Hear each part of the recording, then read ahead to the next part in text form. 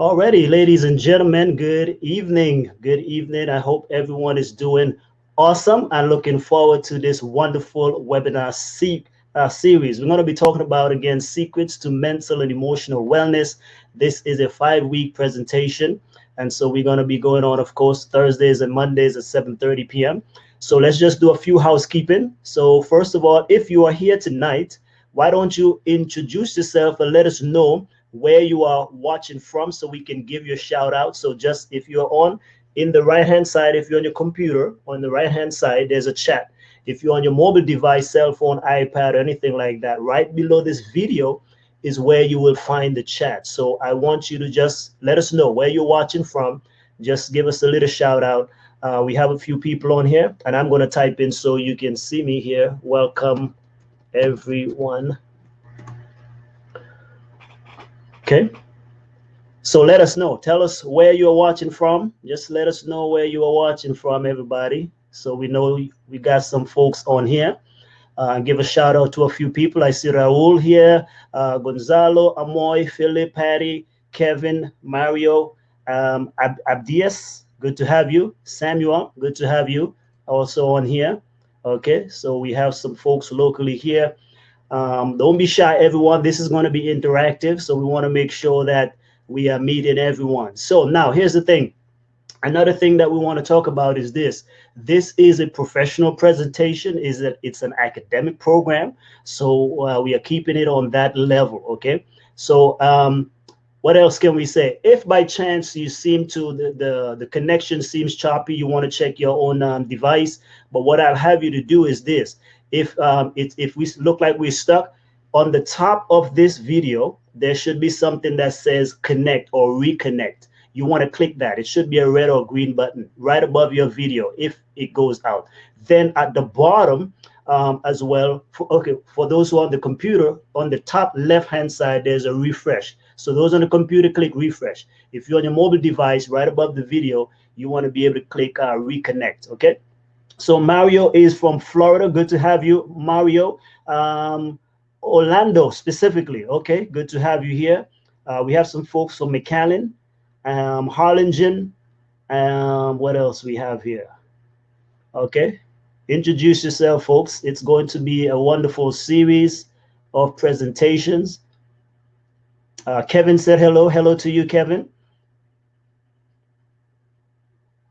Gonzalo, hello to you. Teresa, hello to you. And your mom as well. Good to see her at the hospital. I like that video picture you posted on Facebook. So it's good to have you there. Okay, so I'm going to bring up the slideshow. And what you're going to see is my picture or my image and Dr. Lewis's image are going to go on top. And then you'll be able to see the slideshow. Kevin is from Kentucky. Okay, Kevin, good to have you. Kentucky represented in the house this evening. Thank you, sir, for being on here. I'll do some, of course, introduction of myself. We have a Mission. Dr. Dolores is from Mission, watching us here this evening. Thank you so much for being on with us. We appreciate every one of you. Okay, so feel free to leave any comments that you have. Of course, I'm going to also give you a chance to do question and answers. So I'll be monitoring the chat while our presenter goes over the information for this evening. So again, just welcome. Now I'm going to show you the slides. Are these materials available? Kevin, we'll make mention of that. I know for each presenter, we want to get you guys a lot of stuff for your class and so forth. So we'll collaborate with each presenter to try to get some of the files. So, but here's what you can do in the meantime as well. You can, if you're on your phone, like for me on my phone, what I normally do, I click my power button and my volume button, and I'm able to take a screenshot. So you can do that as well. Feel free to take a screenshot or anything like that. That may make it easy. So Doc, I mean, it's up to you, but we can give the PowerPoint presentation if you're good to go with that.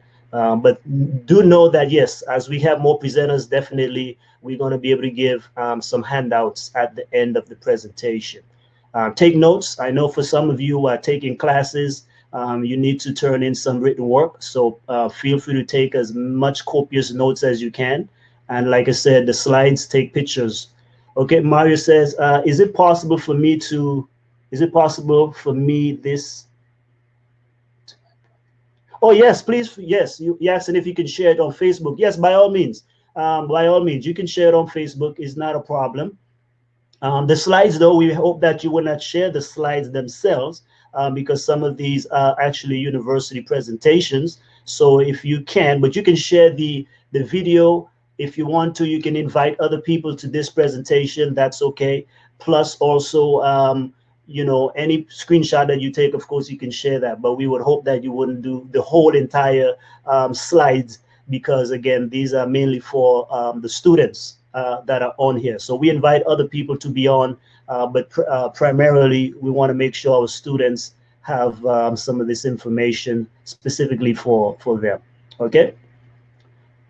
Samuel, if I didn't give you a shout out, I'm doing so. I think I may have, but if not, I want to make sure I acknowledge your presence here as well. Okay. And also, you can email us privately, Mario, if there's something specific that you want to share. We're okay with that. Like, we don't want to be a stifler also. So we want to accommodate as many people as we can. Okay. So, if something specific, you can just email us. Then also, for those who want to respond, you can respond publicly, or you can respond privately if you want to send a private message. When you type in here, if you want it to just be for me to be able to see it, or the doctor to be able to see it, then do that as well. And so we can address it. Okay, let's bring up the slides now. And Doc, I'll click through the first few until we get to you, and then you will take over from there. Okay, so again, welcome to our Secrets of Mental and Emotional Wellness. This is a 5-week seminar, pretty much for people who are professionals, but we open it to absolutely anyone who would like to be here as well. This, again, is going to be 5 weeks, so that means 2 presentation weeks at 10. Please don't miss any. We have a wonderful caliber of experts that will be on for each and every presentation. Who am I? Well, I'm your webinar host. My name is Chance, and I'm a U.S. Navy veteran, #1 best-selling author, implementation strategist, and I run a company that is for personal and professional development, Strategic Secrets. So we go around and we speak on different topics. We present every single week through strategicsecrets.com, private membership training, where every Thursday at 7 p.m. But this is a modification of our program because we want to serve some of our university students. However, Strategic Secrets run several things. We run an academy, we do an online university, not like a regular university, but we just call it such, where we do courses in personal and professional development. We're able to help people to take their ministry, business, and so forth to the next level. And also we do lifestyle coaching, where we help people implement lifestyle practices into their personal or professional life. So that's a little bit about me. And so with this, based on what's going on, a few weeks ago, I did several presentations, and I was approached to be able to present some of this material. So I went out and said, okay, how can we serve our community broader? So we want to make sure we have quite a few experts come on, in particular to the crisis going on, but not only that, but to be able to help our university students as well. So there are some students on here. Primarily, we have some folks in the nursing program of nurse practitioners from the University of Southern Indiana. So this is primarily for you, okay? Again, rest assured that the quality of content you're getting from is the highest level. This is our best of the best that we are breaking out specifically for you. But nonetheless, we have opened it, like we said, to anyone who would like to attend. But of course, it's professional. So that's why in the beginning I mentioned it is going to be academic in nature, though it is practical at the same time. So how is it going to flow? Let me give you a little bit of the outline. So here's some of the topics that we have. Okay. Today we're going to be talking about resiliency and coping. So we have other things. We're going to talk about disaster and trauma, addiction, recovery, depression, suicide, ethical issues within a clinical environment. And then also we're going to be tackling how to be well, and not only just be well, but to stay well. So this is just some of our line speakers here. So tonight we're going to be speaking with Mr. Robert Lewis, PhD, and a registered social worker. Next week, Monday, we have Dr. Donna Cooper, medical doctor, who will be sharing with us. Then we have Dr. Jerry Tamayo, PhD. He will be sharing with us. He's actually a university professor here locally as well. Then we have Dr. Shirley Barbosa, who will be presenting with us as well. She's the director of Nature's Remedies Center.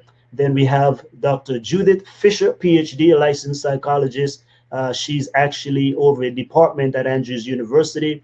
And then we also have Alfonso Chang, who is a licensed professional counselor. So those are just a few of the lineup. As we go along, we'll reveal more of our presenters, and all of them are well credentialed. And so you're going to be getting some good stuff. Now, here's how each presentation will flow. So we will introduce starting on Monday. So that way I just give a lot of introduction. Now this is our first session together. So we're going to start with the guest introduction. I'll introduce our guest speaker. Then the guest speaker will go in and do his or her lecture or presentation. After the presentation, then I'll interview them for about 10-15 minutes to be able to pull out some nuggets, and not only for the benefit also of others who are watching, so that we can make it in the layman terms, so we can apply it to ourselves as well. So it's not only just on the high level. So that's what I'll do. Then after that interview, then I will open the floor for anyone who wants to ask questions. So during the presentation, you can post your questions. I'll monitor them, or you can wait until we get to the Q&A. But feel free to share them if you have any questions going forward. And then the presenter will close out giving any remarks or whatever resources, if you want to follow them, learn more from them, or if they have any other recommended tools or handouts to be able to share with each and every one of us. So there we go. Barbara is on. Abdias is here. He's saying, good evening, Dr. Etienne from McAllen. Oh, yes, sir. Welcome to you. Blessings on you. Okay. I think, let's see, Amoy posted something here also. Amoy here. Welcome, Amoy. Good to have you, ma'am. Okay, so let's go ahead and introduce our speaker. Of course, he will present a little bit more when he begins. So Dr. Robert Lewis is a university professor. His specialty is in applied human sciences. He earned his PhD in applied human science from Montreal University. And of course, he is a published person as well, publishing many peer-reviewed articles. For example, the most recent one is in the European peer-reviewed journal on child abuse notebook. And again, he is one of the best person to speak on this, because this is what his doctoral dissertation was all about in this particular field. So as you can see, he's participated in many international and world-class scientific activities, including several world congresses on resiliency, international conference on resilience, and the World Conference on Suicide. Professor Lewis is a clinical social worker and is a member in good standing with the American Association for the Advancement of Science. He is also a collaborator to Harvard University's Center on the Developing Child. So, Dr. Lewis, we turn it over to you. Thank you so much for taking the time out. You're also a friend of mine. I met you probably about a year, almost 2 years ago. And so we welcome you, and we thank you so much for taking time out to share with every one of us watching tonight. Thank you.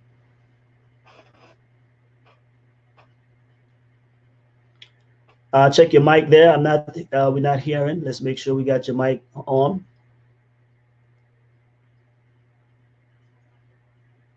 Already? Check. Let me know. Just keep speaking. Can anyone else hear Dr. Lewis? Just make sure it's not me alone.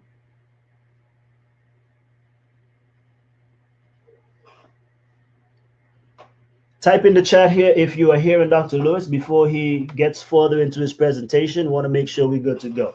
Can you hear Dr. Lewis? Doc, say a few more words. Okay, Raul says no. Philip says no. I think it was a while ago. Do you have your little circle on with the mic?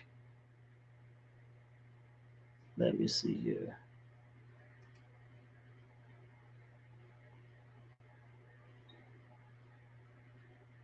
Barbara says no sound as well. Kevin says no. So we cannot hear you, Doc. But we did the test earlier. I see that your mic is on.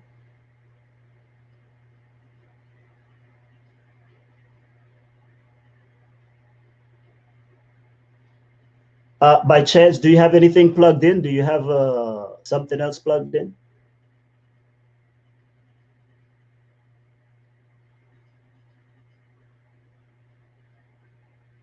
Because before we came on, I was hearing you good. Check 1 2 check. Do this. Turn off your mic and then turn it back on. The circle, the little circle with the mic icon, the blue circle on the top. There we go. And try to turn it back on now. Okay, say something.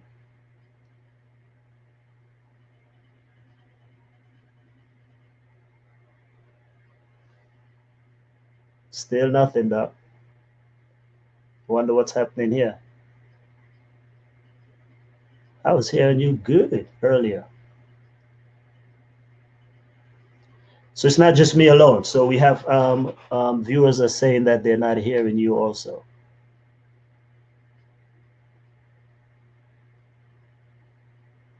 Did you change anything else since or? All right, viewers, bear with us un poquito. Are you muted by chance? Did you mute yourself? Make sure that the mute button is not on.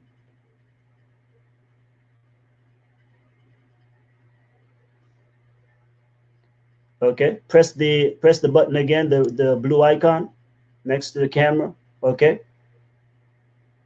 No, still not hearing you. Still not hearing you. Let's see something here. Right click on this.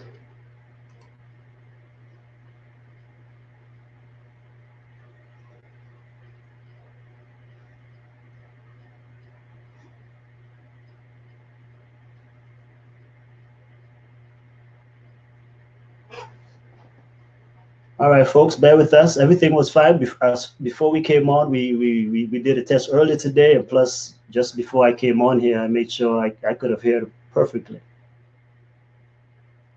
One thing you can do, Doc, I mean, I don't know how fast your connection is, but maybe you can either log out and re-log back in if you want to try that, because when you log back in, then it have to ask you for your mic and camera again.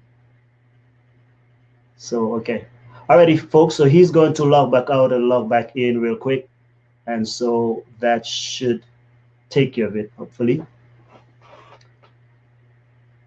Okay, let me see what else I can share real quick. Oops, no, that's his presentation.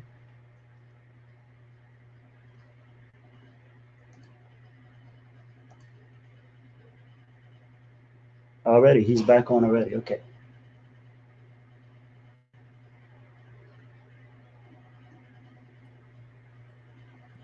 How is it now? Can you hear me? You can hear me? No? Okay. Let me.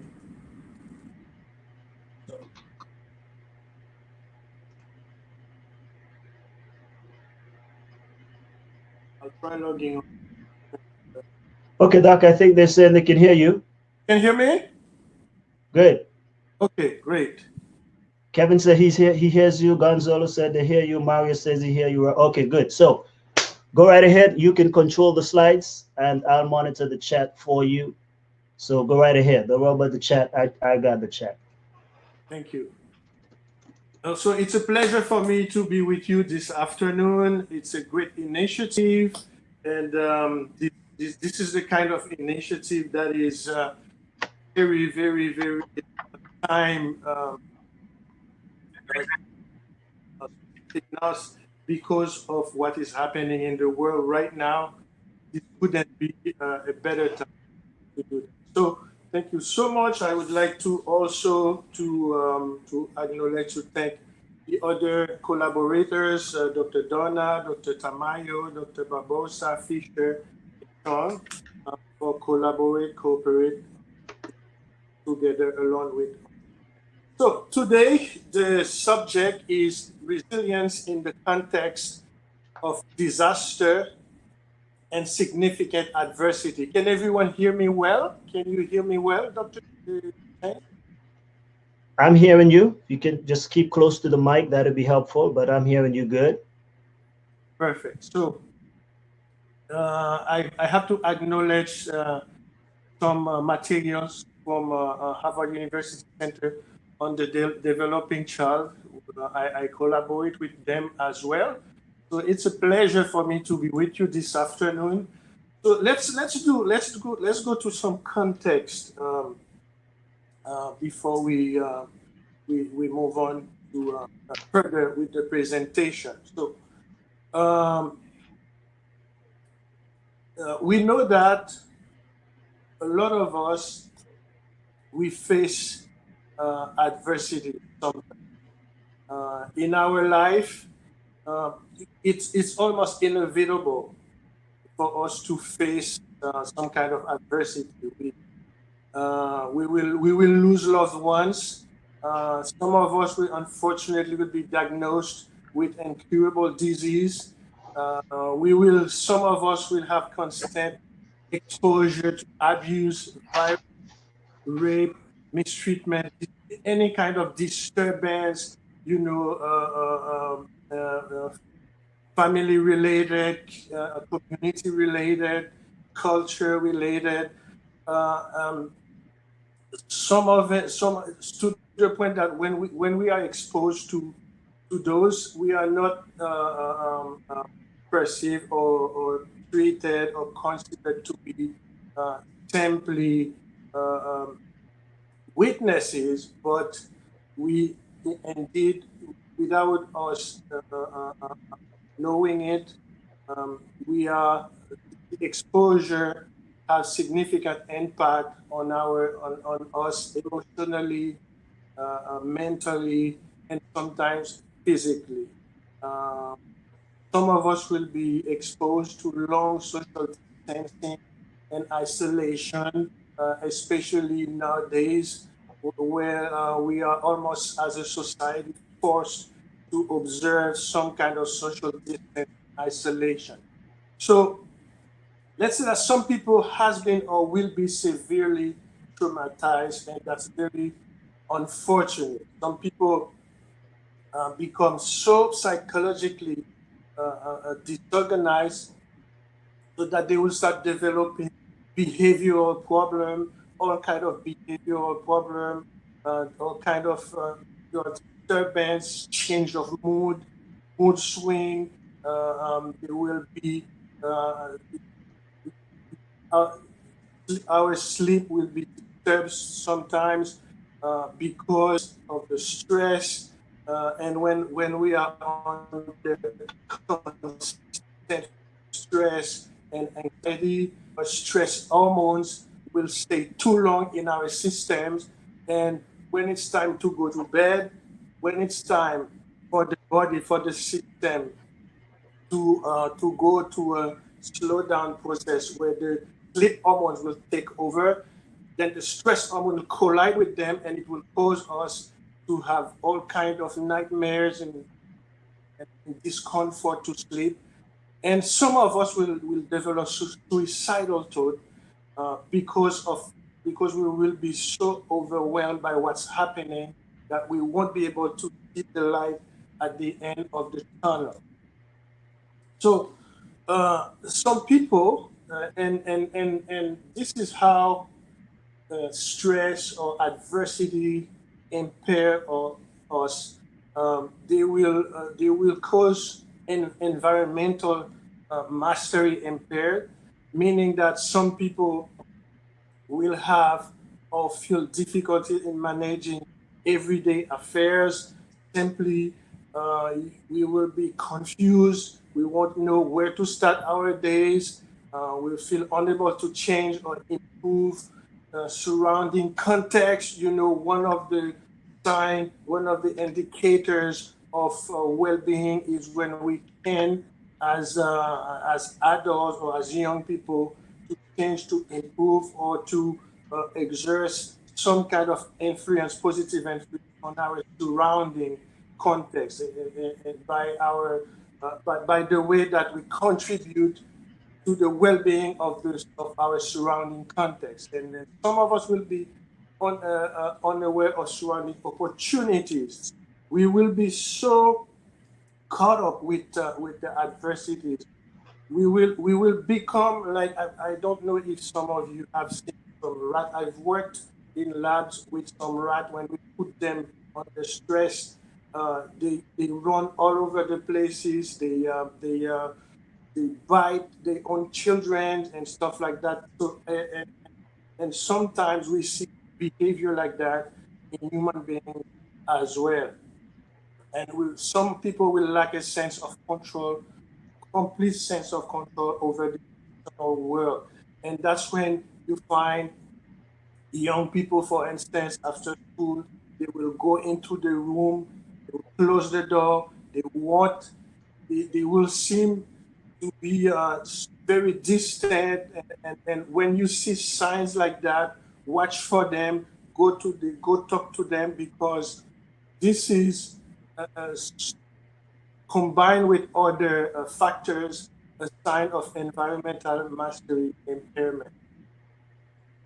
And other kind of impairment, we have personal growth.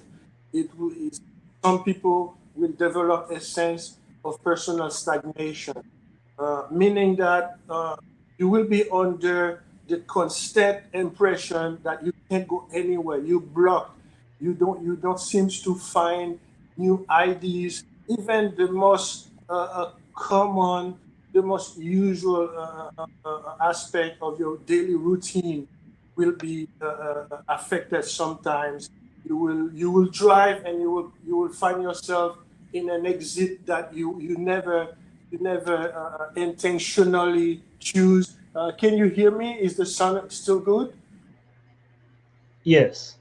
Perfect. So some will lack improvement or expansion over time. We will have this constant mental blockage that will send us the signal that we are blocked, and we cannot project ourselves in the future by impacting the present. So we will feel bored and uninterested with life. And when you see that on a constant level, you know that depression is on its way. Watch for this is early signs of depression. When you start become bored with anything, you get bored with almost anything and everything. You get bored with life in general. That means you start becoming depressed, because deep within us as human beings, when everything is going well, when we are when everything is going fine with our brain, with our neurons, we don't feel uninterested with life in general. We feel unable to develop new attitudes or behaviors, meaning that we won't be able to learn to adapt. Adaptation is a great, we'll see that later on in this presentation, how adaptation is a sign of growth. And our purpose in life will be impaired as well when we are exposed to constant adversity, constant traumas. We will lack sense. Some of us will lack a sense of meaning in life. We will feel that life doesn't. We will sometimes, to the point that I find subject that are asking themselves, uh, "What am I doing here on earth?" Young people, relatively young people, they have a sense of no meaning, absolutely no meaning, has no goals or aims whatsoever. They cannot project, they can plan everything, anything, lack sense of direction, does not see purpose in past life. And some of them will start, and this is very, very difficult on parents. For instance, when you're young people, your son, your daughter, despite all of the efforts you made, and they start questioning your efforts throughout the life trajectory as if nothing happened. This is a sign of disturbance, and when life purpose start being impaired, has no outlook or belief that give life meaning. They seem to question fundamental belief, Christian belief. Uh, they don't. It's very difficult for and when we under constant stress, constant uh, uh, um, uh, difficulties like that to have a sense of meaning. So, other impairment is the autonomy, our level of autonomy as human beings. When everything is okay, when one indicator that we are mentally balanced and we are fine is that when we can find autonomy, meaning that when we can go through life, do what we're supposed to do without anyone to tell us, to remind us what to do. That doesn't mean that you work, for instance, in a supervisory role. Your secretary can remind you of your calendar. This is fine. This is not what we're talking about. But you being over concerned, meaning that you your sense of existence is completely altered to the point that uh, you lose sight on the present, on the opportunity of the present, which will give you the peace of mind that your future is being shaped well.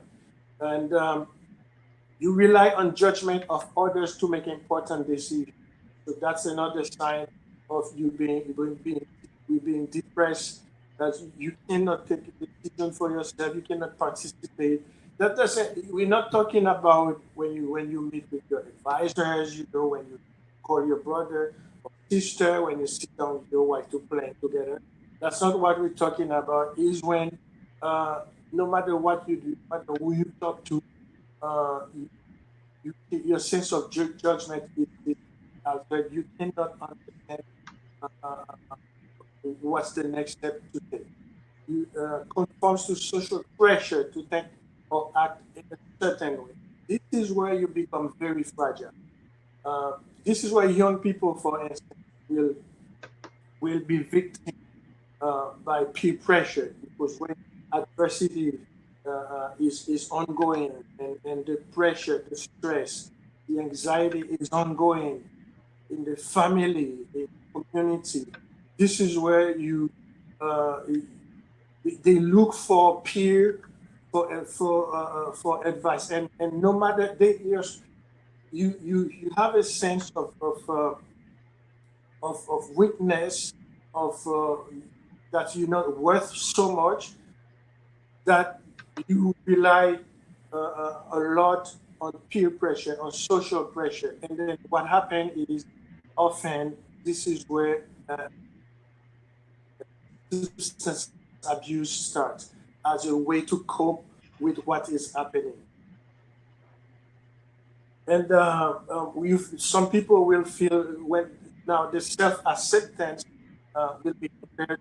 Some people will feel dissatisfied with the self itself. You will question yourself, what am I doing? Who I am? Or some people question the fact that they exist. They were born. They think that they were born in the wrong family, the wrong century, for instance. They wish they weren't born. Some people are disappointed with what has occurred in past life. And you see, I keep repeating past and future. It's because when you are well balanced mentally, you focus mostly on the present. It is with the present that you shape the future. Because if you live too much on the future, you become anxious. If you live too much on the past, you become depressed. So you wish, some people wish to be different than what they are, than who they are. They wish they were born in another family or in another country. They wish they had a different skin color. They wish they came from a different ethnicity, for instance.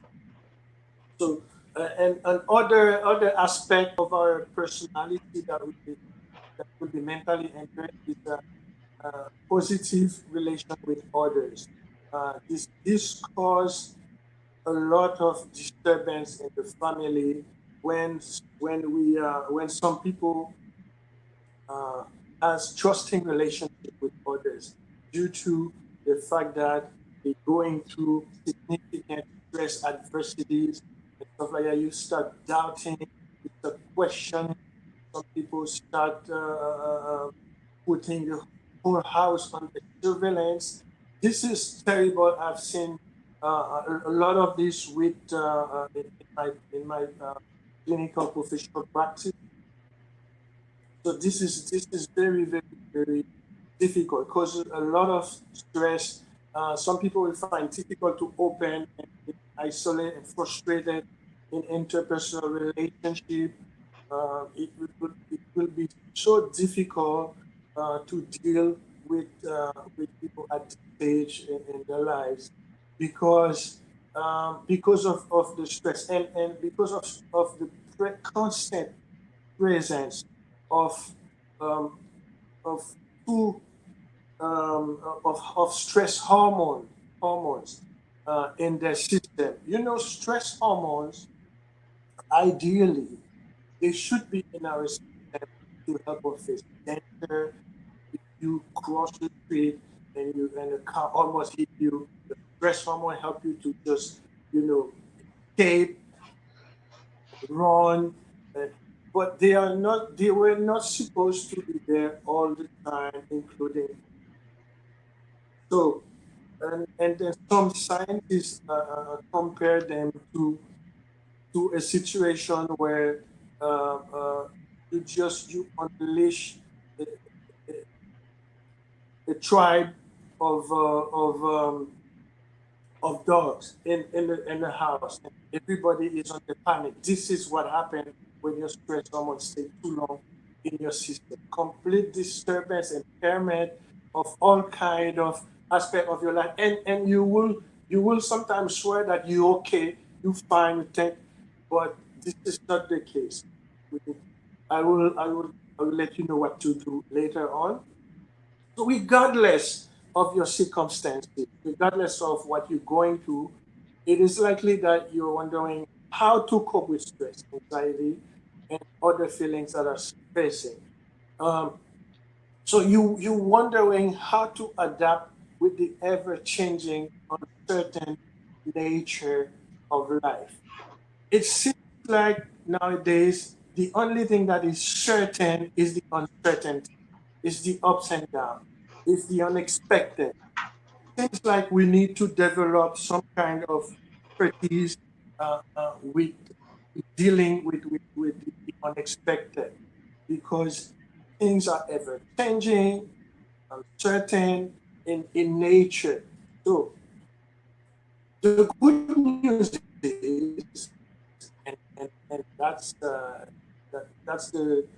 that's a good point because there is good news. Despite of it all, every human being has within him an immense source of potential strength and ability. And I said it, I should underline it, I should outline it.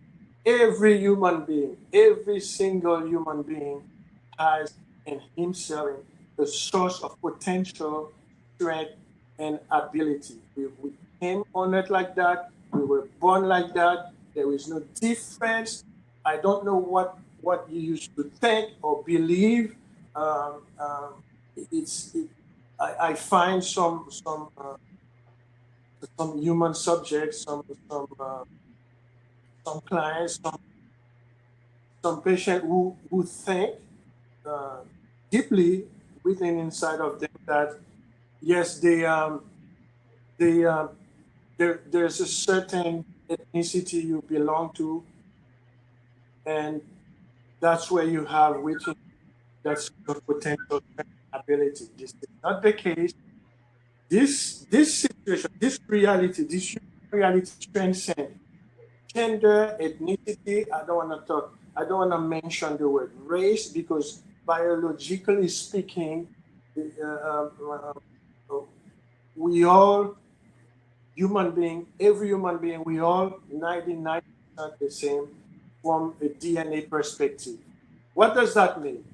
Me, Professor Lewis, if I'm bleeding, uh, uh, I am part of an accident, I'm bleeding, you will be amazed that um, uh, someone from my ethnical background is not able to help me with blood. And then a German with blue eyes has the same blood system as me. So this notion of race, we need to put it outside. If we're gonna talk about resilience, it transcends the notion of race, the notion of color, of ethnicity, the notion of whether or not we're rich or poor, whether or not we're knowledgeable, whether or not we're educated or not educated. This has nothing to do, but this is, we will see that some context will allow, will facilitate a few things, but it's not because we are fundamentally different than others. So the good news, even in apparently hopeless circumstances, we have the ability to secrete a shell, a big shell, mentally, to erect a fragile barrier of defense around us, even in apparently hopeless circumstances. And we think about a lot of people like Nelson Mandela or Barack Obama. We have a lot of example, clinical example that we see every day, how people in apparently hopeless circumstances, they are able to make it. And some at-risk individual who's been raised in a family where violence, constant, where beating, uh, uh, where constant verbal abuse, putting down, were constant. They were able uh, to uh, uh, to do well, to adapt and build themselves despite adverse circumstances. And several studies, and this is very well confirmed by the scientific literature. There's almost no doubt about it anymore, scientifically speaking, that we have observed people who have found a way to develop in a very, very unlikely, where all the odds were present for that person to just fail to be the worst failure that possible. But no, this is not what we see. Against all odds. Some people, they are able to thrive, to not only to cope and to become resilient, but to thrive, to become great leader, to make, change that will stay with us for generations to come. And scientific research presents this phenomenon as resilience, which is putting simply is the ability to face, to overcome crisis of life, to bounce back from an adversity in extreme situations, and to come out of it with new skills. This is important to come out of it with. That's why we heard sometimes the saying that goes this way: to something, adversity is. We're not wishing anyone to go through adversity, but there's some aspect in us that will develop only in the face of adversity. And we will be amazed how we will discover aspect in us that we never thought that existed, and then very, very simple example that I take often is that you are chased by a dog, a big, big, big dog, and then you will find yourself uh, um, um, you will find yourself being able to jump on a wall, on a big high wall, and you return the next day, you look at the wall, and you cannot do it again, and you will ask yourself, how did you do it? So adversities, pressure, they push us to not only to disturbance, but when we find, if we face them with the proper support, the proper system support, chances are that we come out of them better person, with better skill. We learn much better. We understand human beings better, and we become better leaders because of adversity. Sometimes we need to think. My grandmother used to say that adversities are blessed. Sometimes we need to think adversity. And again, I insist, we don't wish adversity, we don't wish abuse to anyone, but we simply mention that when we find ourselves in situations like that, it's not the end of the world. Something good often comes out of it. So, resilience is also a set of attributes and resources that prevent illness following adverse environmental circumstances in the general population, prevent relapse. So when we become resilient, we don't relapse in the in bad habits. Some people become sex addict. Some people find uh, uh, uh, um, refuge in substance abuse and alcohol, for instance. But when we become resilient, we don't do that anymore. We prevent relapse, and it helps. So it helps us to reach total remission, especially in the clinical population. So it stems from the observation that many humans being able to achieve positive developmental outcome despite adverse experience. What do we mean by positive outcome? Any outcome that is substantially better than what would be expected given the exposure to significant. What does that mean is uh, sometimes adversity is so evident, is so difficult, is so not only negative but damaging, constant abuse, constant verbal abuse, constant fighting between parents, constant threat in the community, uh, constant, stress at work on the employee, you know, some, some. So the only thing that people would expect that is the failure. The only thing that would seems to be normal is the failure. uh, the adversity is so significant. Some, imagine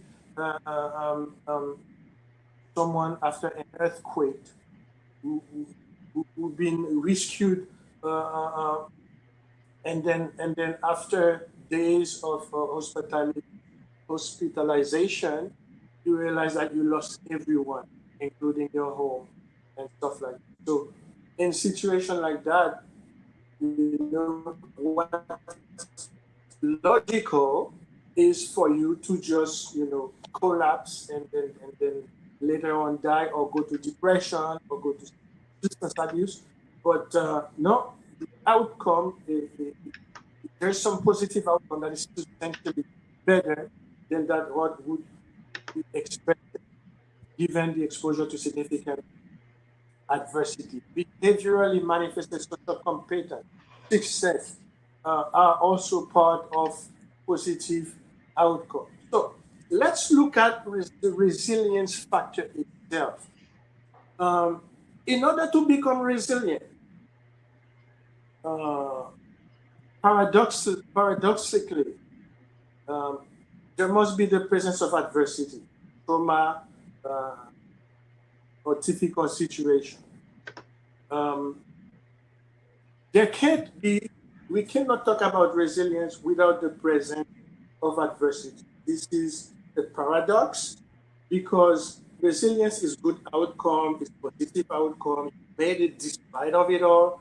Uh, but you need adversity to do that. How so? And then there must be coping.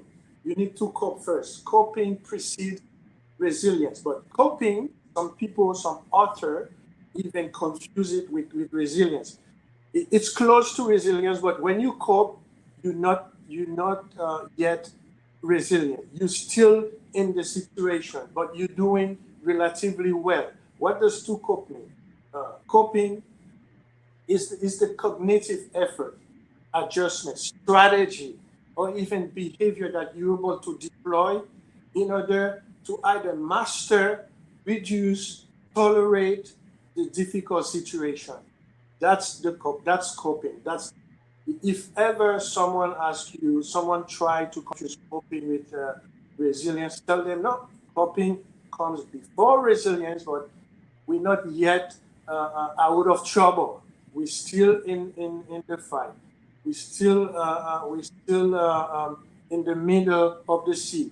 We're still navigating. Um, but that's what coping is. It's a set of behavior. There's many different type of coping. I've found four types of coping strategies for you. Emotion coping. The first one that's as you try to cope, some people will find help to just regulate their emotion because you become too emotional, you become too overwhelmed with what's happening. It's causing you anxiety. First, to cope with the situation that's causing it, some people need you find yourself to regulate your emotions, stabilize your emotion first, and it's help you to see clearly. And the other type of coping is problem solving. Some people will look at the problem and they are able to face it head on. And I've seen some presidents like that. I don't want to name anyone, but some of them like that. It's not always a good thing to do, but there is this kind of coping. Look at the problem, the situation, the adversity, and you find within yourself and inside of your environment and your surrounding enough support to face the problem head on, and this is how you cope with it to get out of it. Some people use what we call in the scientific world avoidant avoidant coping, meaning that some people will just look at the problem and say, you know what, this is too much for me. If it's a work situation, I'm gonna go on vacation, go to Mexico, to Italy right now. We can't do that due to what's happening. You know what? And then I'm gonna forget completely about this situation. I'm gonna find strength. I feel that I'm mentally too weak. I'm too immersed. I tend to be anxious. I need to put this. I need to avoid this right now. And then when I feel that I find my mental balance, I'm come back. That's a good strategy as well, because sometimes if you stay, some people they develop and on unexpected health situation like stroke, for instance, because the blood pressure keeps going high and high and high. Sometimes it's good to use avoidant coping. Some people will use what we call vigilant coping. I'm not going to solve it right now, but I'm not going to avoid it on the other way. I'm just going to take some distance to be vigilant, to watch it. In other words, I'm going to consistently manage it. I'm not going to avoid it. I'm not going to face it head on. I need to take a little bit of distance to be clearer. This is fine too. And some people use a combination of them. It's okay too.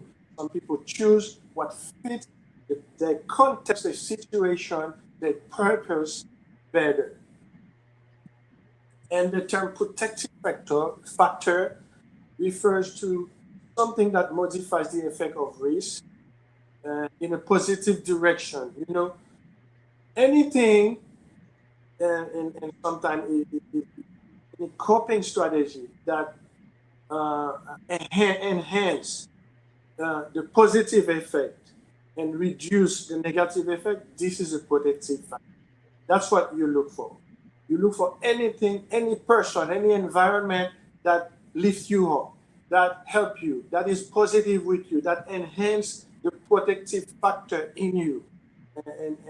And because otherwise, when the protective factors are low, the lower they are, the higher the risk factors. and which is not good. So you enhance your protective factor. You look for them, you find situation, people, context, travel, and and to enhance the protective factor, what protect you mentally. Adaptive system. These are systems that can be used to enhance your protective factor. Family.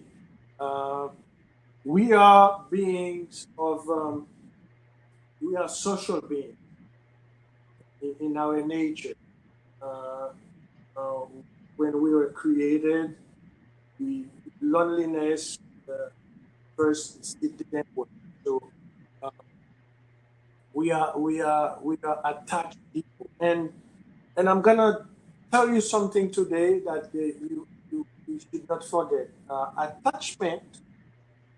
Many scholars, many scientists, they will swear that attachment starts when you're born.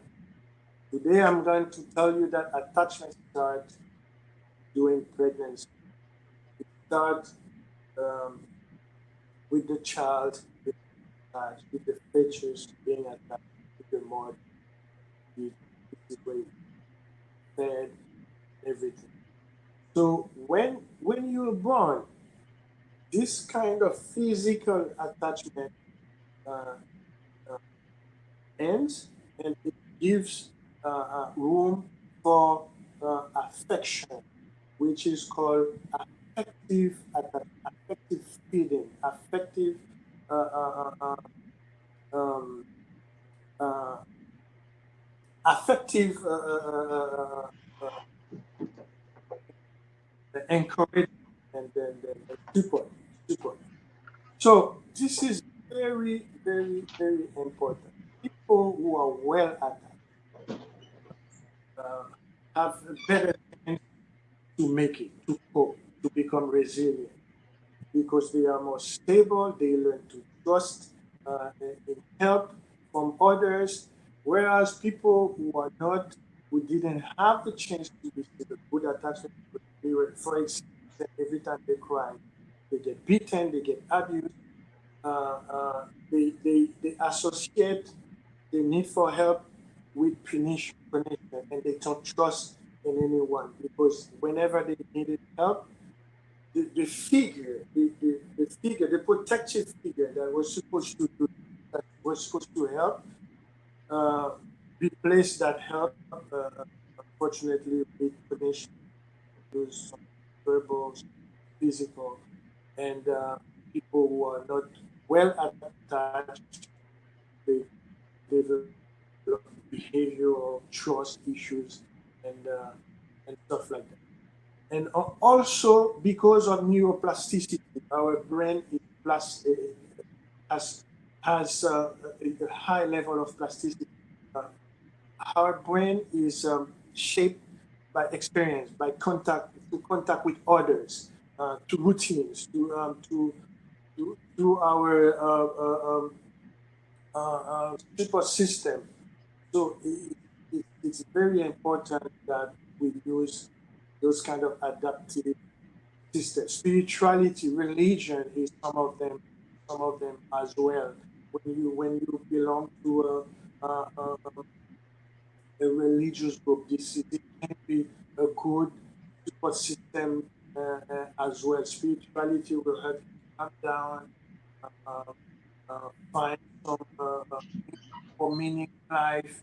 Uh, so instead of being agitated, of disturbed, you will find meaning in higher power and stuff like that. Education, culture, routine, community, uh, all adaptive system.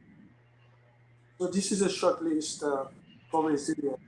We know someone is resilient when is capable of caregiving, parenting, uh, those relationships, when you have problem solving skill, when you're motivated to succeed. Um, when you, I know some of you are asking, what about those who are not motivated to succeed?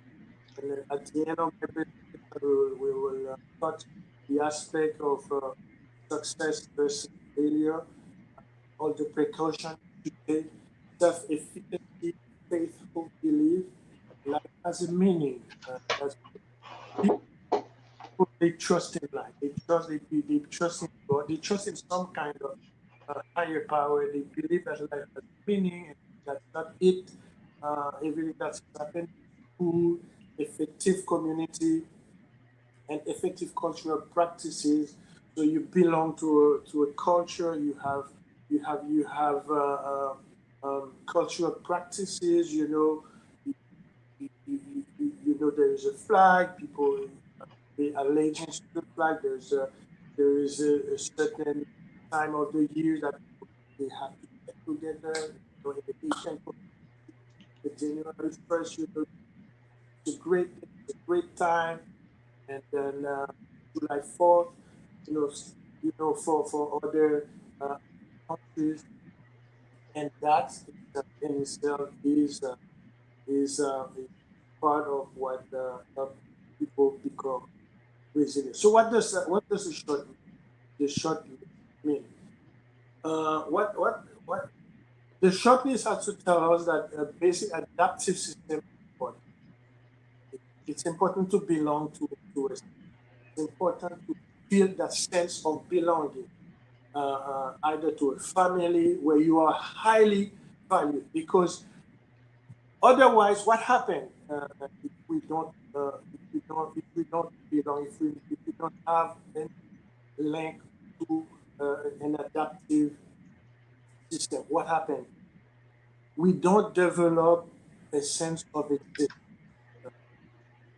What is a sense of existence? A sense of existence is when you feel not only deeply connected to a system, but you also feel love. You also feel that you are trusted. You also feel affection. You are valued, and for example, in young people, for instance, two young people. One of them come out of school and then go home and then say hi to everyone, and everyone say hi, go to school. And you find one of them go out of school, arrive home, and then receive hugs, and then they have supper. During supper, they ask him how did your day go, and then what can we help with. You will find that the second one is more likely to become resilient because the sense of existence is there. And this is what you find in suicidal people when they lost completely that sense of existence, and they become hopeless. They cannot, they, they,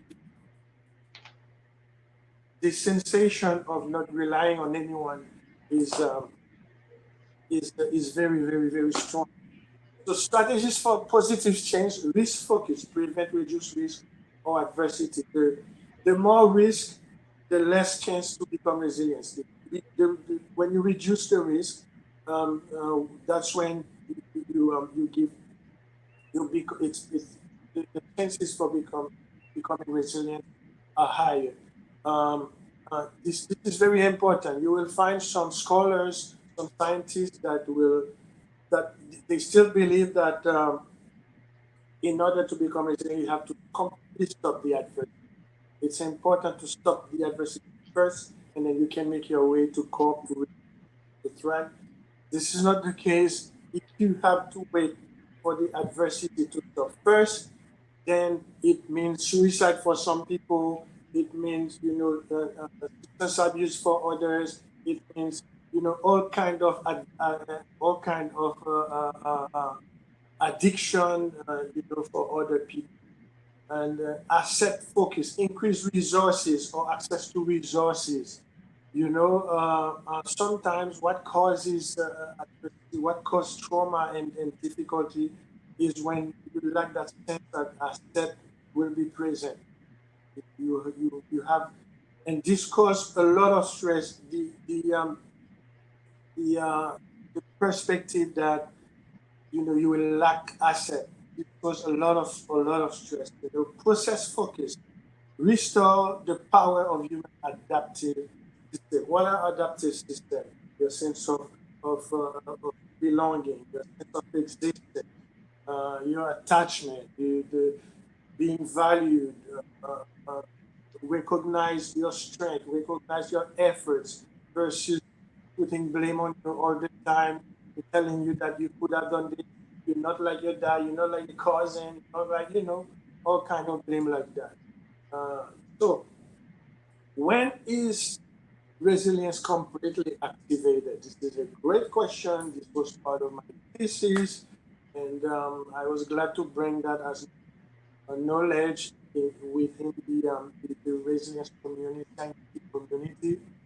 The mechanism by which the process of resilience is activated is when a person manages to grasp the present, overcome his fear, appropriate a sense of existence, find his place in the heart of society, grasp the present, live, make sure you master the present. This is how you will shape the future. The more you think about the future, the more you worry about the future, the more anxious you become. The more you stay in the past, the more you stay attached to the past, the more depressed. Future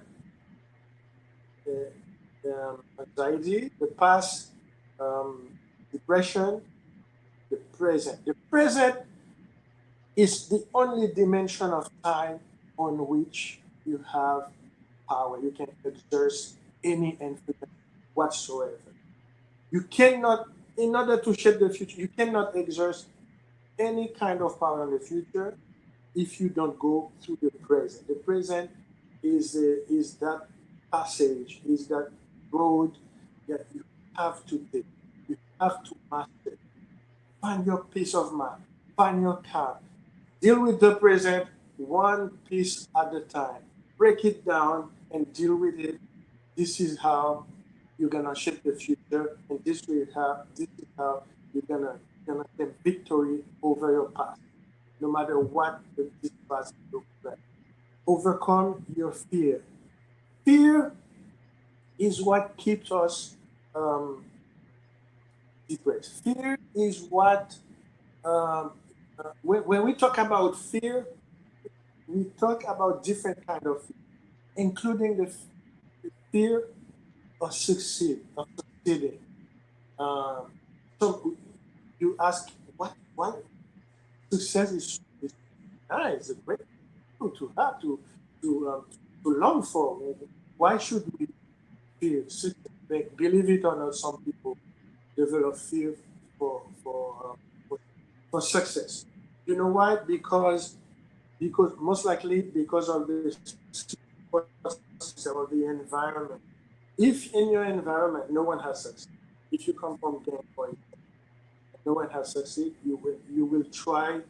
It's gonna become a huge challenge to uh, uh, to see success without fearing for either your life or what other people think, because you will hear how you can do it. You don't hear the positive. You're not in a place where you hear the positive, the encouragement you should have, you deserve. Uh, and fear also is fear of failure. And I don't like to use this word because in the religious vocabulary, this is not the word to use, but some people will fear that. And appropriate. So you need to overcome your fear, appropriate your sense of existence. What does that mean? That means you come back to the point where you feel loved, you feel attached to a support system, you feel valued, your work is recognized, your efforts, everything good. People always find something good to say about you, despite of your mistakes. But because you will always make mistakes, then you find your place in the heart of society, meaning that you use education, you use a sport, I don't know what you are using, your talent, music, um, you do some community involvement, you do volunteer work, and it gives you a huge sense of existence, boosts your sense of existence, because at the end of the day, You will go to your bed. The 20 minutes before your bed are very important before you fall asleep. Um, uh, and during those 20 minutes, you should feel a sense. You should experience a sense of accomplishment. And if you go to bed with a sense of failure, of a sense of uh, uh, uh, missing out, your stress hormones are too high, and it will cause in the long term disturbance. Before you do something during the day, call someone and love someone, and do something that when you go to before you go to bed, you experience, you feel that accomplished, not because and some scientists they call this ordinary magic. Don't think it's a big thing you have to change the world. Change, Obama said change is the most difficult thing to do. It's to start with the small accessible things that you can do, give you a sense of accomplishment. You find your place in society. You work, if you do paid work, you throw in some humanity, some for those who are Christians, you throw in some Christianity, you throw in some ministry, and then you help one person. You don't ask, you treat one person without asking them to pay, something like that.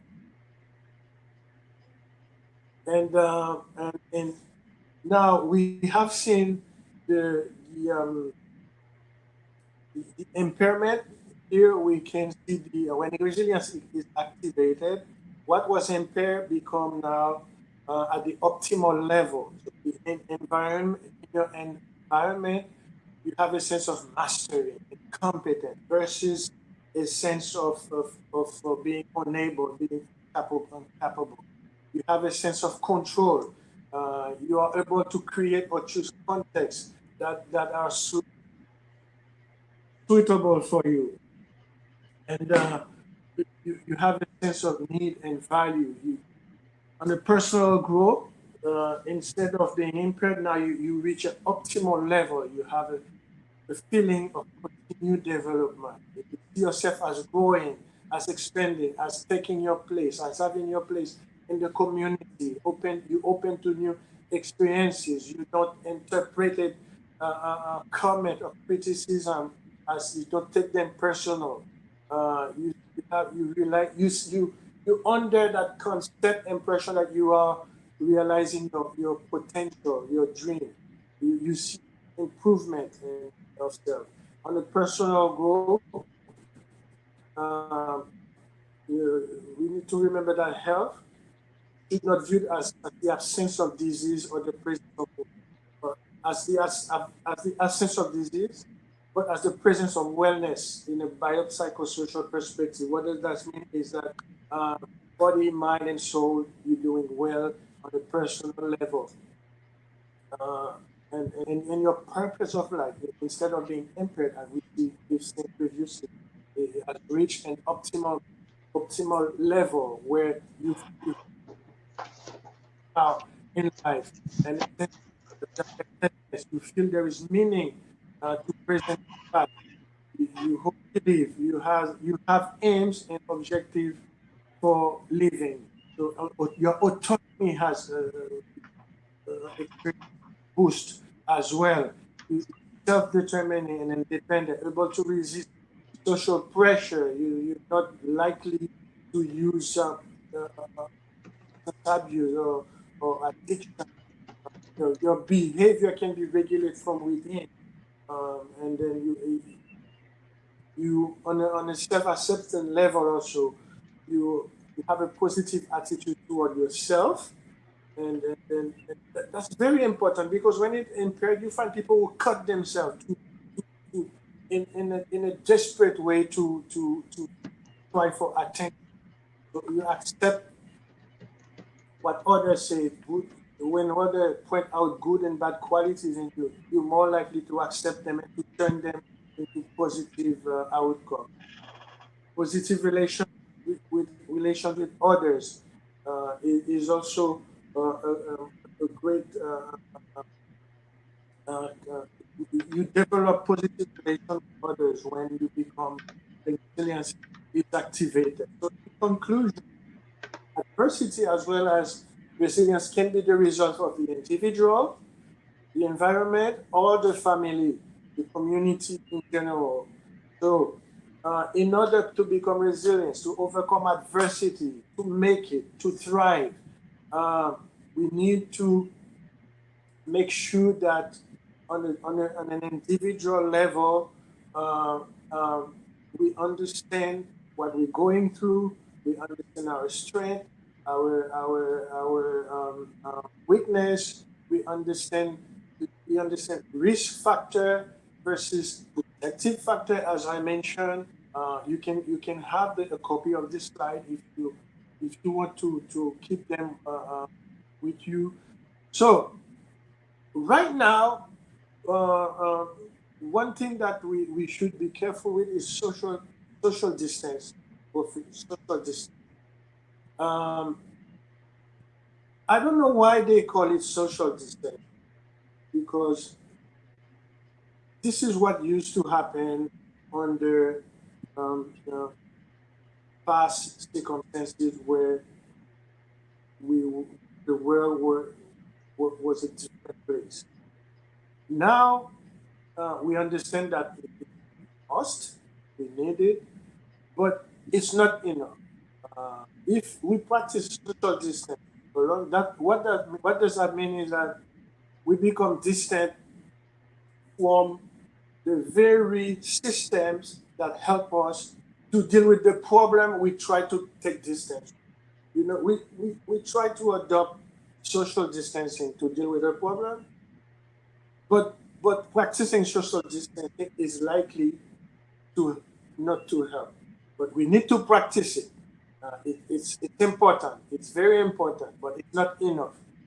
What do? You need to add human proximity, emotional proximity. Don't just. This is because we heard some case of suicides because people they just practice it, in a very very very very word forward format. They just practice social distancing and then they forget about the human proximity. You don't need physical distance to have human proximity. You need to keep contact with your with the very system, family, community that help you stay in the course of life, become resilient, and not fall into depression especially during this time. So social distancing, yes, but remember the human proximity, the phone calls, the conference calls, the meeting, like what we're doing now. Also, in conclusion, I want to mention the notion of failure. Remember this: in the resilient mindset, failure doesn't exist. Never use the word failure. There is people are never in a position of failure. People are in different stage, different level of resilience. There's high resilience, the low resilience. When a young person or an adult is struggling with university, is struggling with college, is struggling with school academic results, that doesn't mean the other one that does good, they are resilient. This person has is in is in is in a different stage of resilience that needs to take to be taken into account. You need more attention, more support. You probably need to change the program or something. But every human being has the ability, innate ability to become resilient. It's not age, gender, or ethnicity specific. Thank you so much. It's a pleasure for me to present this webinar to you. Awesome, awesome, awesome. I'm trying to get your new slide deck here for folks. Already in keeping with our outline, so now I'm going to be interviewing the professor for a bit.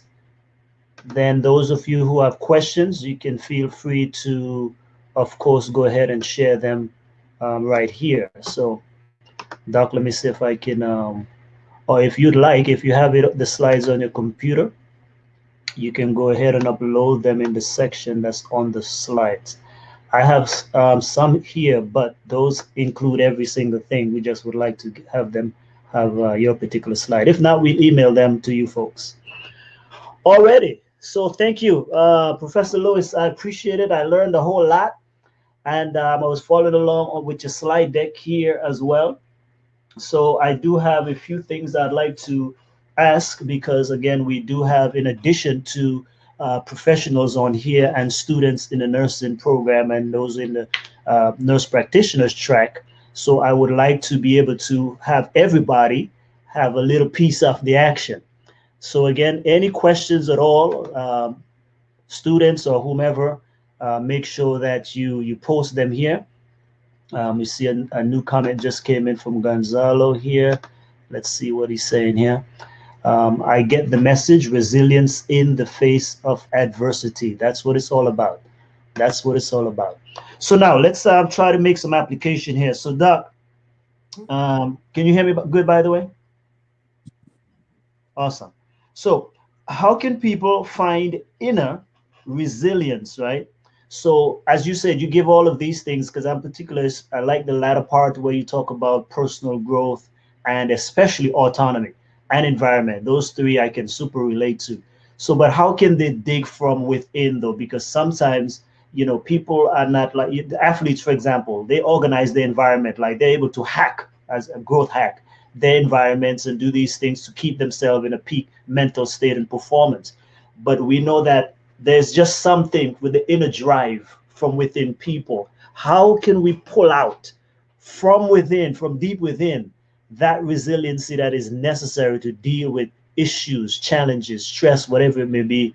Even, healthcare workers themselves, they need to find that resiliency to deal with all that's going on also.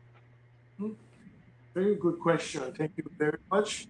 There's a few techniques that can use to develop personal resilience from within. Some of them is being optimistic, being hopeful about the future, despite of the present. Uh, um, be open to our environment as well. Yeah. And, and also, we need to have some kind of trust in the in higher power. I don't know if the audience is Christian or Muslim. I don't know the background of everyone, but you need to trust in God. You need to long for something that will keep you from within, that keep your strength to flow, because we as yes we have these those innate uh, attributes that we come we're born with, but they need to be developed, they need to be treated, they need to be supported. And Awesome. Yeah, I asked that because the challenge we have is that I think as professionals we need to help people to dig deep sometimes when they don't have that resiliency because we all have it. It's just sometimes people may not know how to tap into it. So it behooves the professional nurses and others who are working with individuals to be able to figure out also helping them find out their why, what is that purpose. They might not want to live or whatever, but then if you help them to attach to a why, then they can make the changes that are necessary in their life. exactly, and to develop ability to consent, also it's a great critique. Got it. Got it. Now, due to the, of course, the current crisis, right, with COVID-19, there's a lot of stress, even trauma, right? And we've even seen a spike, interestingly. I've looked at some articles coming out that there's even a spike in domestic violence. So, where can people find maybe help if they indeed find maybe they're not coping well or stuff like that? Are there any call centers or professionals that they might be able to seek out to help them in this particular area? Uh, yes, there's a lots of online, there's lots of crisis line activated. I know also that the universities, they still have a component which is video conference. The people, you the people need to stay connected to values as well, and then Hmm. believe that the light is there. And, uh, deal with them in the day-to-day basis.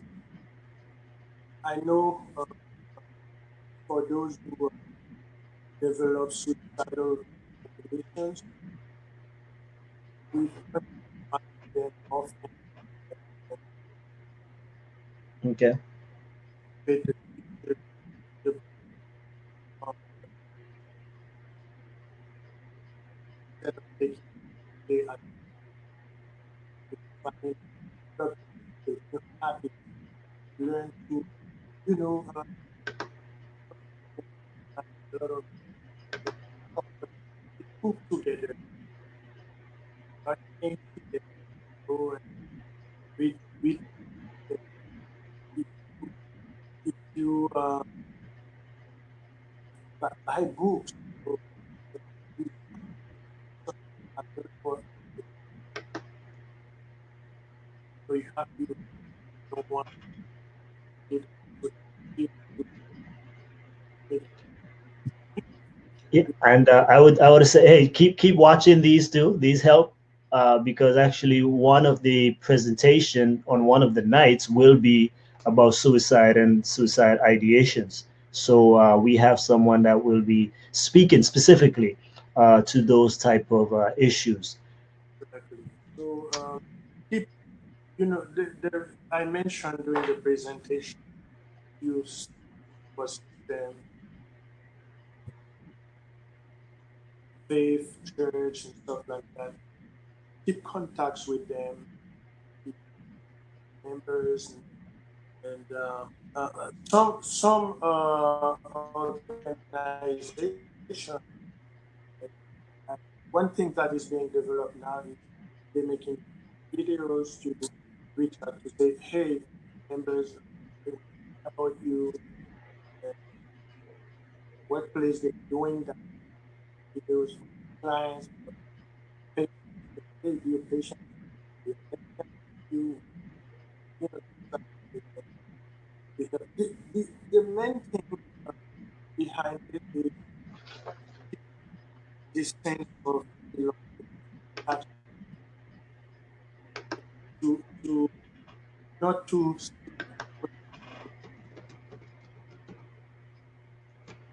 yeah, Okay. So again, all these tips, like we say, you go back through the slide deck, you see especially the latter ones there. And so take advantage of resources that are out there, professionals that are out there, read books, keep yourself connected is one of the key message that I hear coming across is to stay connected. So even though we are socially distanced, we want to still be connected. And this has been an outlet for me. Actually seeing you even now is like, it's good. So sometimes we have been doing webinars and so forth, and I'm the main presenter. But when I'm able to see the people, even that itself is helpful and even therapeutic because sometimes you can go without seeing people for a good while, especially now. You see your own family, yes, that's good. But sometimes you just need to see, folks on the outside. there's lots of time for readings now. Then Yeah. as well. Uh, but it's easy to. the home and to start more, and it doesn't help. What helps is to use this distance that we have now to learn about aspect, play phase, body playing code, explore new healthy ways of keeping yourself physically, mentally, spiritually back. Yes. And for those of you, again, Strategic Secrets, if you check out our YouTube page, we did several webinars specifically in the past few weeks. We did 3 webinars back to back that build upon each other. And one was specifically how to still thrive in the midst of uncertainty. And another was 7 key skills that you need to be developing right now before the crisis is over, so that when we go back to our new normal, then you will be able to fit in. So you can go ahead and check those videos out. Two more, Doc, real quick. There is a book that I really love because you mentioned somewhere in one of your slides as well the importance of hope. And so, Dr. Jerome Groopman, one of my favorite authors in this type of idea with the inner person, he says in his book is called The Anatomy of Hope. And in that book, he noted that it doesn't matter how good the physician is or the medication or the procedure that they're using. And he primarily deals with cancer patients. And he's been doing that for over 25 years, by the way. But what he noticed, again, he said that if the patient was not hopeful, then their body immune system responded accordingly. So it wasn't an issue necessarily of the medication or the doctor. He could have been the best or she could have been the best in the field, but when they don't have this hope, and this is very good because I'm saying again, we have nursing students here. We have folks in the MP field. So I want you to realize this. He says one of the things that he does is he tries to get the patient to become hopeful, and he teaches his students to help the patients to get in a hopeful attitude, because if they get into a hopeful state, then they will respond better, even if they should still lose their life, because like I said, he deals with all stages of cancer, but he noticed that they will respond better. Can the same thing be applied for healthcare workers to help people become more resilient? Because resiliency, hope is some element, it seems, of resiliency.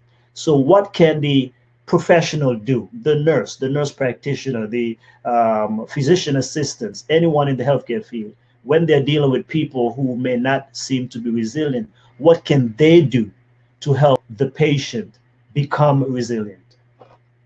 This is a great question. What can they do? They can listen to the patient and understand the belief system of the patient, and then go from there. Uh, Enhance hope. Uh, Let them know that first, um, they are not defined by the, the, the cancer, by cancer, by the situation. Uh, they should not say, I choose, or instead get dealing with. As long as tell the patient that as long as they live, as long as they are living, there's still hope. That we will do as we will do our very best so they can get the best outcome possible.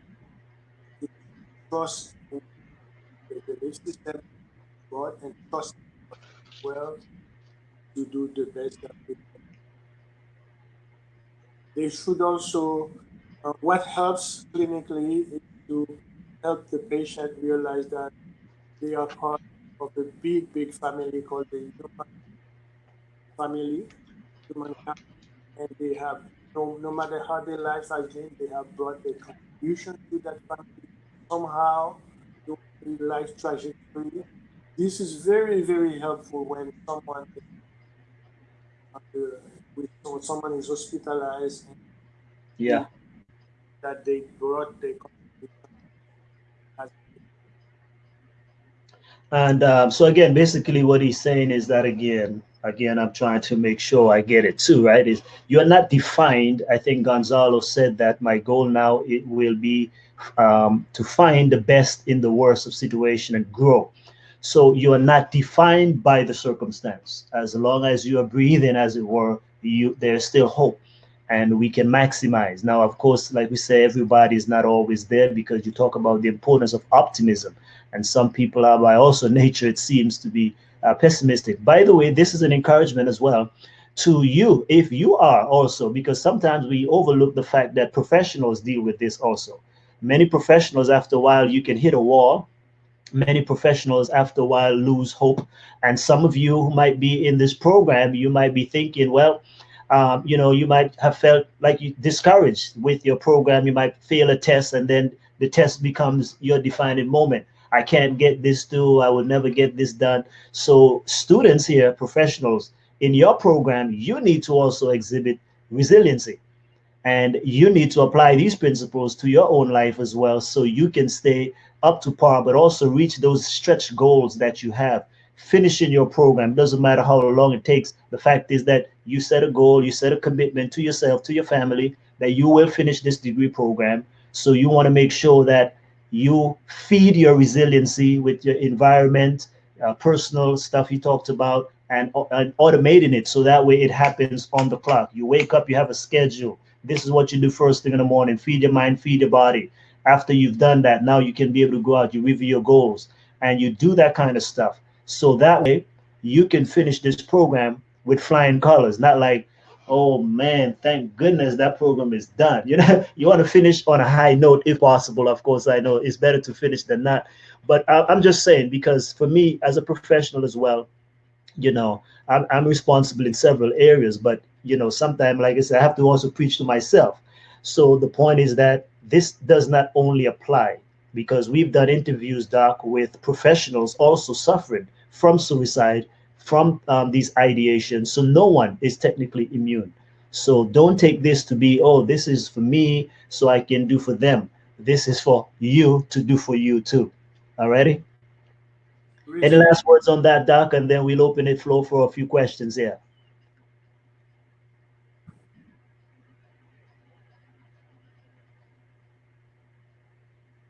Okay.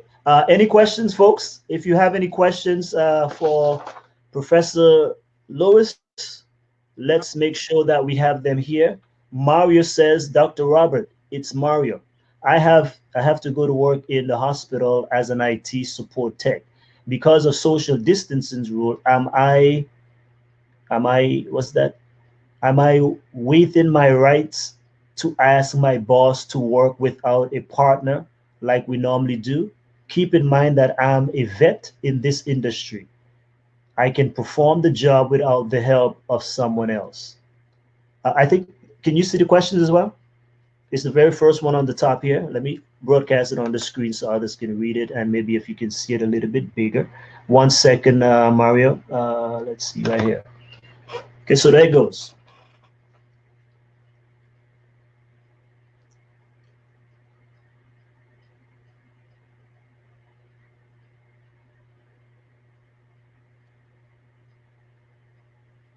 So again, he works in a hospital, IT support tech, because of social distances now concerning his right to be able to work without a partner. So I guess he's concerned about that too. I If think you want to clarify some more, feel free, Robert. But go ahead. I would say is verify with the hospital what the policy on a situation like that, and then the best thing you can do, the best advice I can, you go with the policy of your hospital, and then um, negotiate with them on a realistic basis. What I can feel that is not said in the question, Mario, for the question, uh, is that you might be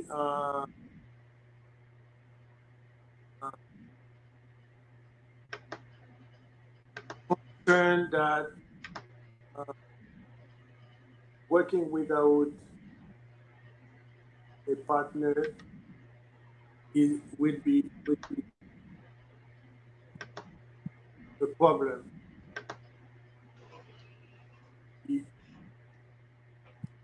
I don't. I am not sure what the policies say in this situation,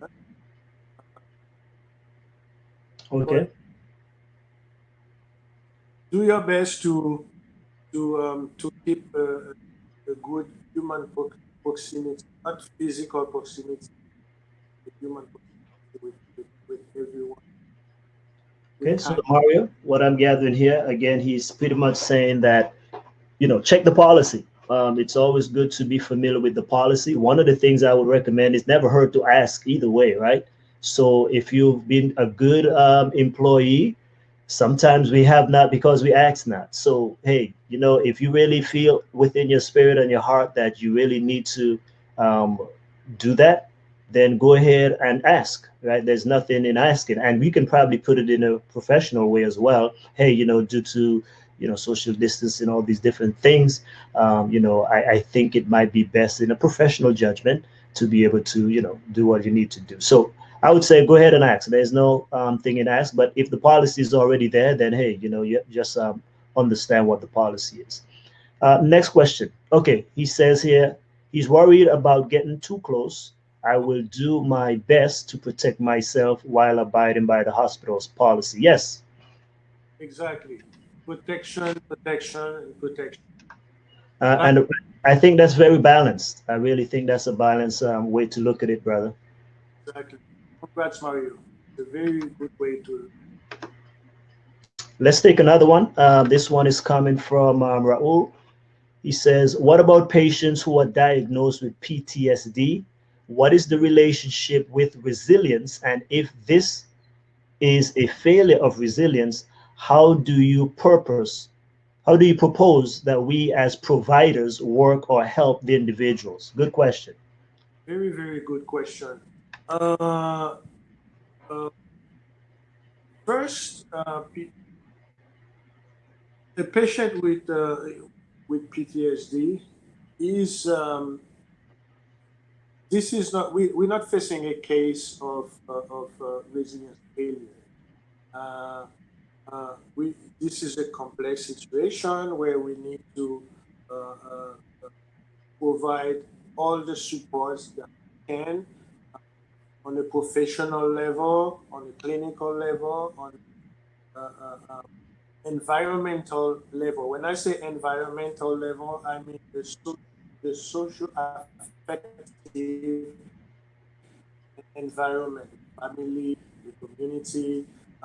We need to do our very, very best support to make sure that this person uh, still have a sense of existence.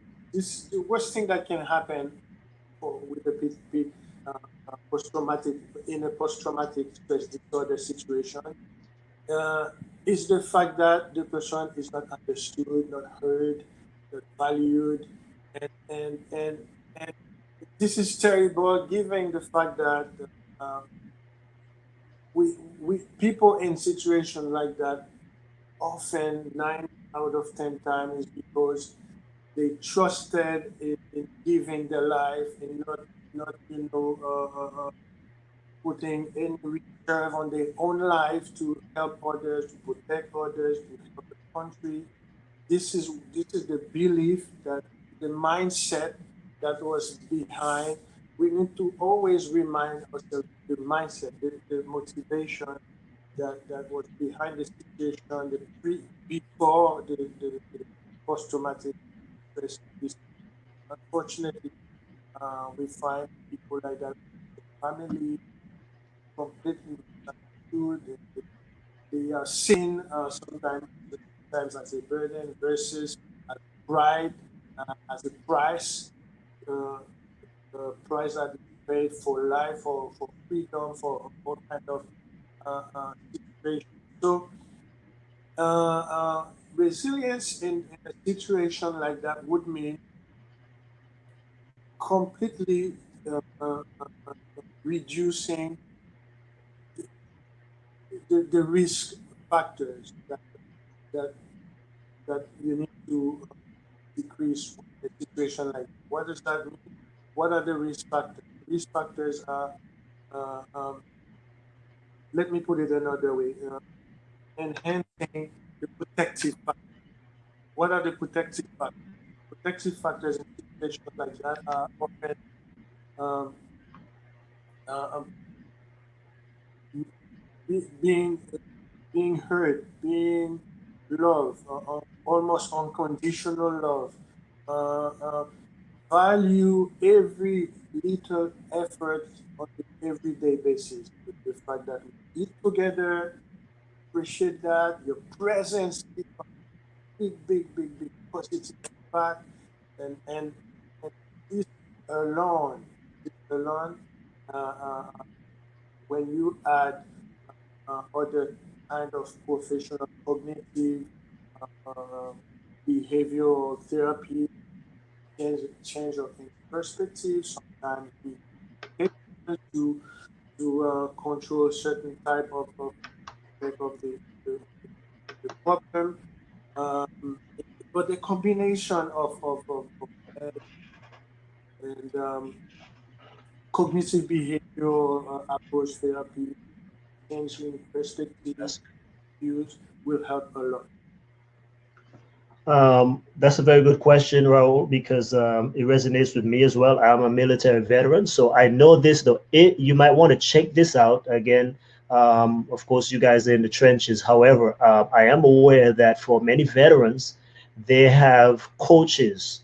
So, and some insurances nowadays too are allowing for lifestyle coaches because some people need help. So one of the things you might want to explore is for the follow-up, because your time is also limited when you get a patient with you, because you have to deal with so many for a day. So one of the things you can possibly do is for that ongoing things to put some of those elements in place is to see if the hospital or wherever you're practicing have or their insurance allows for them to have a coach who will do the extra work when they're not there. So during that time, because now they're also, you're right, it is hard sometimes. Change is easy, but it is hard also.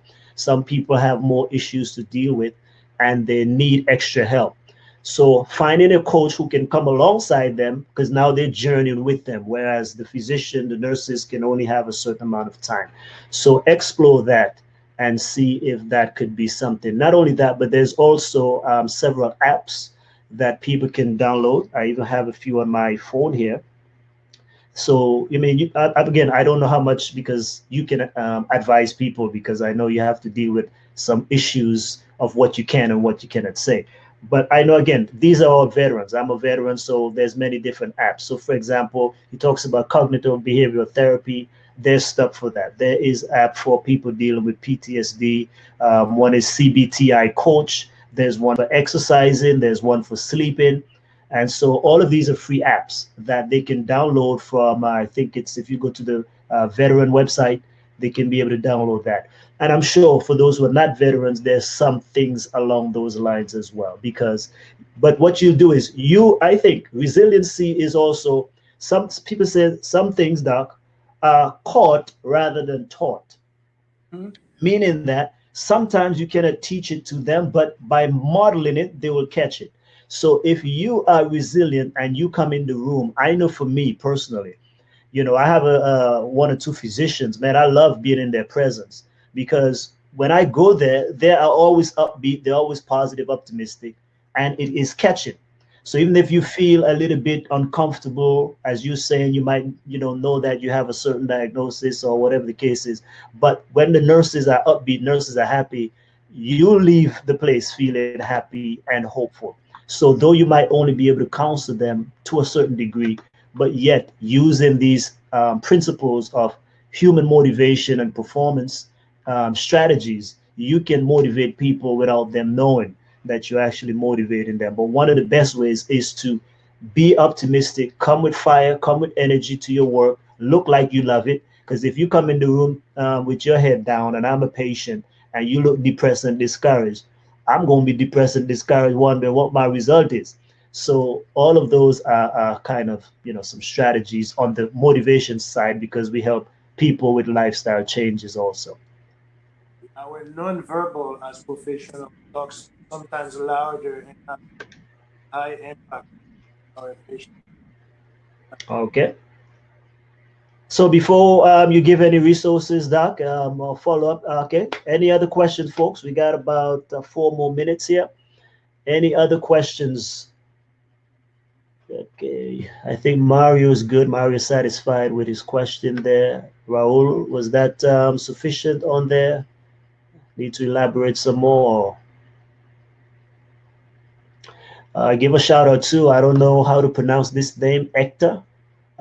Thank you for joining us here as well. We give a shout out in the beginning. I want to give a shout out to a few more names. So I see a Hector, and she had actually put that in there. Then let's see, we had Patty as well. I don't think I give Patty a shout out. So Patty, thanks for joining us tonight. All right, Doc. Any closing remarks? Any closing remarks? And then we will. Raul says yes, thanks. So I think he's good to go. So any closing remarks? I would like to thank you, to thank all of those who attended today. Thank you for your questions, thank you for your presence. Thank you for the other collaborators or the other doctors. This is a great initiative for everyone. This is very beneficial for everyone. Tell everybody. So those who attend today, tell everyone how beneficial that this series can be. And remember to stay positive, keep the hope. And I don't know if I have 2 minutes. I can close with a small story, small legend. Is that okay? Yeah, go ahead. Go ahead. One day, says the legend, there was a huge forest fire. All of the terrified and dismayed animals watched helpless the disaster. Only the little hummingbird activates a few drops of water from its beak to throw them on the fire. At the end of of a moment, the armadillo, annoyed by the ridiculous action, said to him, "Hummingbird, aren't you crazy? You think that it is with these drops of water that you are going to extinguish the fire?" "I know it," replied the hummingbird, "but I'm doing my part." Remember, resilience is about doing our part, and then it's ordinary magic. Don't think about doing changing the big. We make big change by doing small change. Thank you so much. Awesome. Thank you, Doc. That's a good word. And by the way, Mario is saying thank you for everything. Raul said thanks. I think that might have been to the question. Okay. Alrighty, folks. So let me throw this back up here. You can invite people to the webinars. Okay. So just want to remind you that this is a 10-week program, and this will help to facilitate some of our students who are not able to physically do some of their clinicals, but many of them will be writing papers based on the presentation. So again, thank you very much, Doc, for sparing the time tonight. So if you would like to join us, continue to do so. Once you're already registered, you should be getting automatic reminders. Okay. But we want you share it in, you can invite other people that you think this may be beneficial for. That's the link on there, strategicsecrets.com/weekly webinar. So again, this is Secrets of Mental and Emotional Wellness, our 10 weeks masterclass. And next presentation will be on Monday evening at 7:30 p.m. Again, Monday evening at 7:30 p.m. Do join us, okay? Alrighty, let's see. As we close out here, Barbara says thank you. Mario says, I love the hummingbird story. Very uplifting. Awesome. Melissa says, thank you, Doc. Okay, wonderful. Well, we appreciate you for taking the time. As we said, this is an academic program, so it's not our regular. Those who are part of our weekly strategic secrets master classes. This one is definitely, it's longer because we want to make sure we have a full lecture for our students. So you are learning by osmosis. You're learning some good stuff here. Dr. Lewis, thank you again for your time. For really and truly, we appreciate it. And I pray blessings be upon you. Be safe and your household during this time. Thank you so much. for having me. So, Alrighty, good night, everybody. We see you again on Monday night. Dr. Cooper will be our speaker on Monday evening. And then next Thursday, we're going to have Dr. Jerry Tamayo to be here with us. I'll see you then. Bye bye.